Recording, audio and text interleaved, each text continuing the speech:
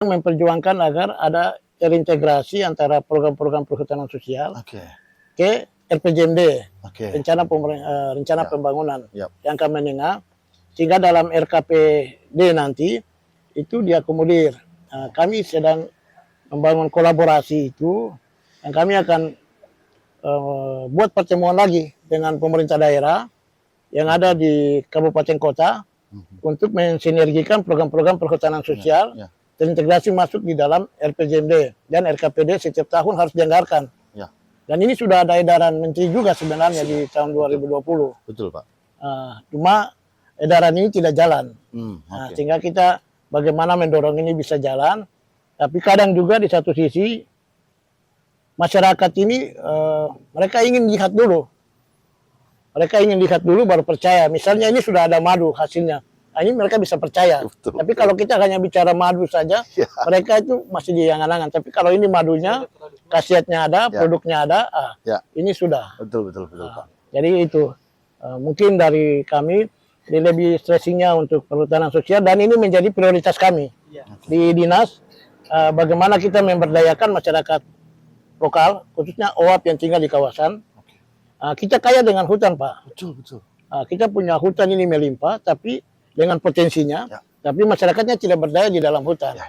Inilah yang sedang, mungkin dengan konsep perhutanan sosial bisa kita mensejahterakan masyarakat, sehingga hutannya tetap lestari, tapi masyarakatnya. Jadi masyarakat di sini kan ada dua slogan itu. Nah, kalau teman-teman di Kementerian tadi awalnya kan hutan lestari, masyarakat sejahtera. Tapi kalau kita datangi masyarakat minta itu harus dibalik. Masyarakat sejahtera dulu, baru hutannya lestari. Mungkin begitu. Jadi memang program perhutanan sosial ini masih seksi, Pak Nur Faizi. Jadi perlu dibuka sedikit demi sedikit nih. Perlu di tahun ini madu Imian ini dari KTHH di Kabupaten KTH Imian, di Kampung HH, di Kabupaten Sorong Selatan. Mau ditahu apa kepanjangannya Imian? Apa itu? Impian Nusantara. Wah, luar biasa. Supaya lebih laku dan lebih komersi. Iya. Jadi kurang lebih brandingnya. Brandingnya. Jadi kurang lebih yang disampaikan Pak Julian, Pak Kadis memang betul. Yang dibutuhkan adalah kolaborasi pasca perhutanan sosial. Lalu peningkatan pemahaman masyarakat, karena masyarakat di sini harus ada hasil dulu, yang dilihat harus ada pendampingan dulu, gitu. Dan sinergi program salah satunya dimuat di dalam RPJMD dan akan terfokus ke masyarakat sekitar kawasan hutan. Kira-kira kegiatan apa sih Pak Nur Faizi yang ada di Kementerian Lingkungan Hidup Kehutanan, Direktorat Jenderal Perhutanan Sosial yang bisa mendukung informasi-informasi dari Pak Julian nih? Oke. Terima kasih Pak Julian.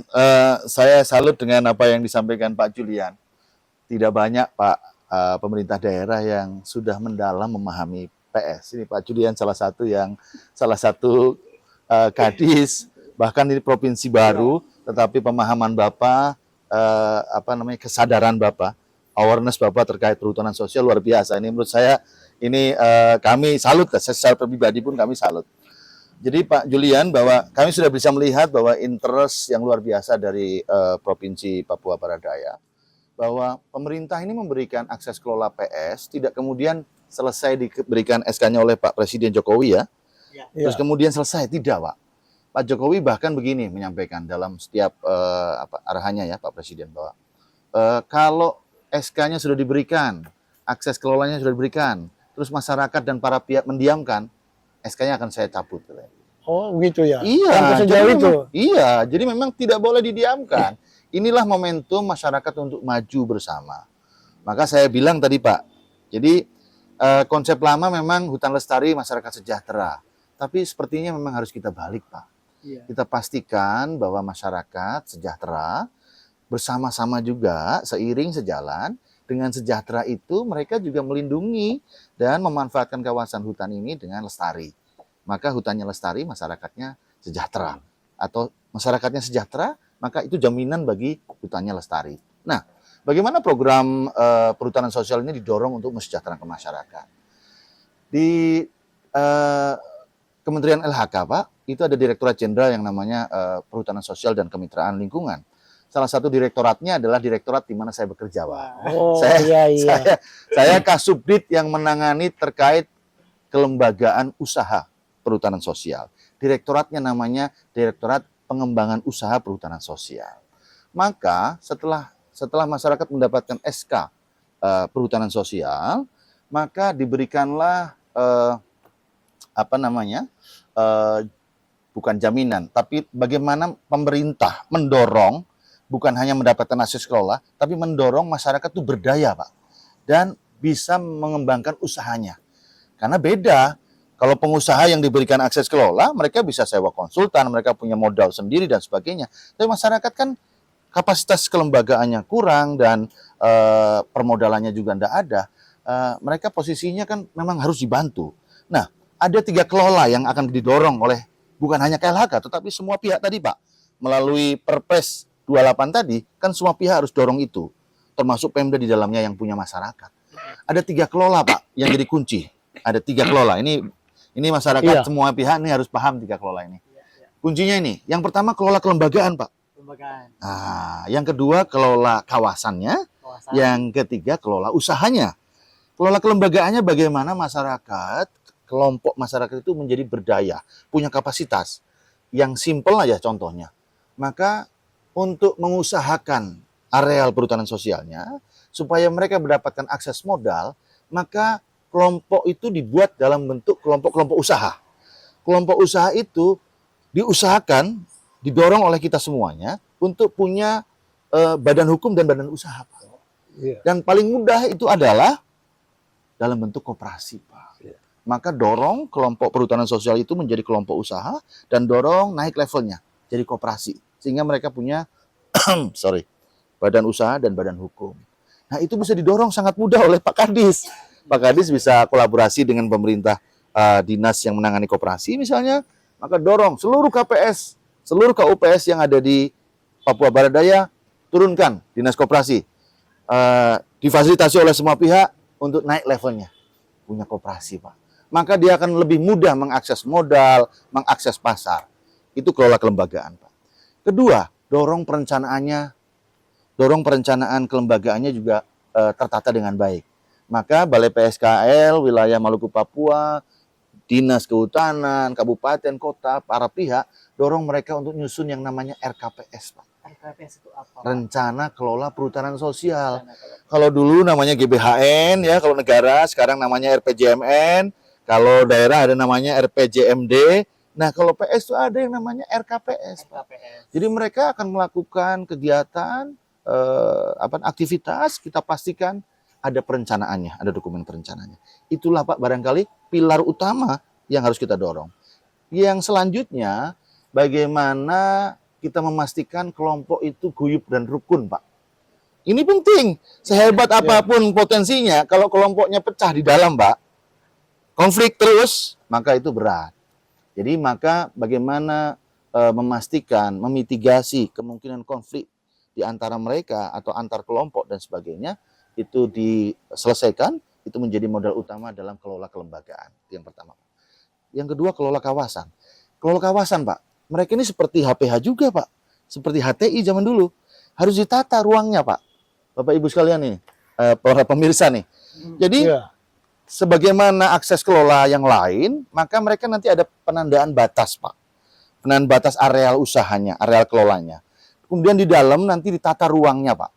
Ada ruang pemanfaatan, ada ruang perlindungan. Karena nggak boleh semuanya mohon maaf ya, Pak, semua dimanfaatkan tanpa berkelanjutan. Itu harus ada ruang-ruang yang memang diutamakan untuk ruang perlindungan. Nah, kemudian yang terakhir nanti ada namanya kelola usaha. Dan kelola usaha kita akan bantu seluruh pihak. Bagaimana akses permodalannya, bagaimana kita bisa bekerja sama dengan lembaga-lembaga permodalan, Pak. Misalnya kita punya Himbara, Himpunan Bank Negara. Tentunya Papua punya Bank Papua. Nah, akses kelola PS ini mestinya bisa menjadi alat, Pak, untuk kemudian dioptimalkan. Kalau di beberapa lokasi kita sudah kerjasama dengan Himbara nih, Pak Kadis. Iya. Itu dengan mengajukan usulan misalnya KUR, kredit usaha rakyat, ada SKPS yang disampaikan, itu aksesnya harusnya lebih mudah karena kita sudah punya kerjasama. Kemudian juga ada akses-akses modal yang lain. Dan kami di kehutanan itu ada yang namanya program seller meet buyer.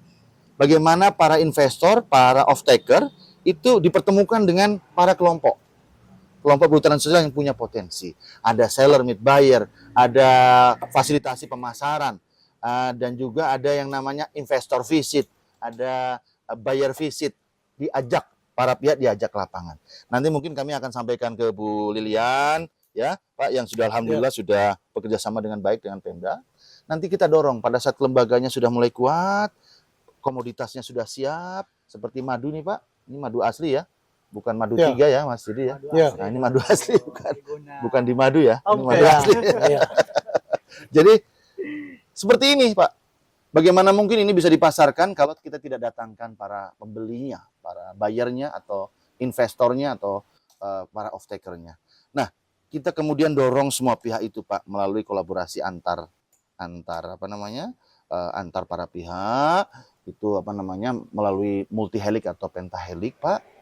Tentunya Pemda nanti bisa berinisiasi sebagai aktor utama Pak, yaitu melalui pendekatan yang disebutkan dalam Perpres 28 namanya IAD Pak. IAD ini salah satu kunci lagi, Integrated Area Development. Bagaimana dalam ruang tertentu diintegrasikan program berbasis PS Pak, tetapi program-program lain di luar PS itu diintegrasikan. Itu yang kemudian kita akan sama-sama punya ruang gerak yang sinergis untuk sama-sama mendorong percepatan PS. Saya pikir ini kuncinya Pak Kadis, dan saya tahu respon pemerintah provinsi maupun kabupaten kota di sini sudah sangat baik. Kita dorong untuk kemudian sama-sama mendorong yang namanya program IAD, Integrated Area Development. Itu barangkali. Jadi, panjang lebar ya? Panjang sekali, dan ini memang perlu ada kolaborasi. Itu kata kunci. Kata kuncinya. Gimana Pak Kelly? Kolaborasinya kira-kira apa yang bisa dibangun dari Papua Barat Daya ini? Ya, jadi setelah mendengar penjelasan tadi, kami melihat itu perlu kolaborasi. Dan kami sudah melakukan kolaborasi dengan beberapa perusahaan. Beberapa perusahaan, kan setiap perusahaan mau urus investasinya kan ada izin lingkungan juga, persetujuan. Nah, di dalam itu kami langsung mengingatkan. Jadi kami ada kewajiban untuk memperhatikan kelompok masyarakat yang terkait dengan perhutanan sosial. Jadi misalnya di sini kami sudah buat FGD dengan teman-teman mitra pembangunan, dengan pelaku usaha seperti dari Pertamina, dari Pertamina ini ada Petrogas, ada nikel, tambang nikel, ada Pelindo, macam-macam, ada dari perbankan. Jadi mereka juga awalnya kaget juga ada nama perhutanan sosial. Sehingga ini perlu perhutanan sosial harus kita terus melakukan sosialisasi, tapi manfaatnya bahwa hutan ini harus dijaga. Tapi yang punya hutan bilang mereka makan apa? Nah, itu intinya. Nah, karena kalau kita ikut satu statement dari Sekjen PBB itu katakan bahwa bumi kita ini sudah tidak panas lagi, tapi sudah mendidih. Nah, ini kan sehingga ini perlu kita komitmen menjaga hutan, tapi masyarakat itu harus makan apa? Sehingga kolaborasi pentahelik seperti ini harus kita dorong, dan ada beberapa perhutanan sosial di sini yang sudah mendapat SK seperti di Malasigi. Ini untuk tujuan ekowisata. Ada jalan yang ke sana kurang baik, kami koordinasi dengan PU bangun jalan. Sudah lakukan di anggaran induk dan di anggaran perubahan ini juga mereka ada. Kemudian dengan PLN, dengan Telekom, dengan Kominfo untuk jaringan, sudah pelan-pelan lah kita baru provinsi baru, sehingga kita ibaratnya berlayar sambil memperbaiki. Nah, jadi itu ada potensi-potensi di sini. Kemarin juga ada dari salah satu pelaku usaha yang dibawa oleh Ibu Lilian yang ke Tambrau itu untuk minyak nilam. Atsiri ya. Ini sangat luar biasa. Kita punya kawasan apel dan kawasan kritisnya juga banyak. Daripada kawasan itu lokasi ini tidur saja begitu, lebih baik kita gerakan masyarakat untuk memanfaatkan. Jadi kita sudah coba berkoordinasi dengan di pertanian untuk bagaimana lahan-lahan tidur ini kita menggandeng masyarakat untuk berkolaborasi menanam minyak nilam misalnya, atau minyak lawang, kemudian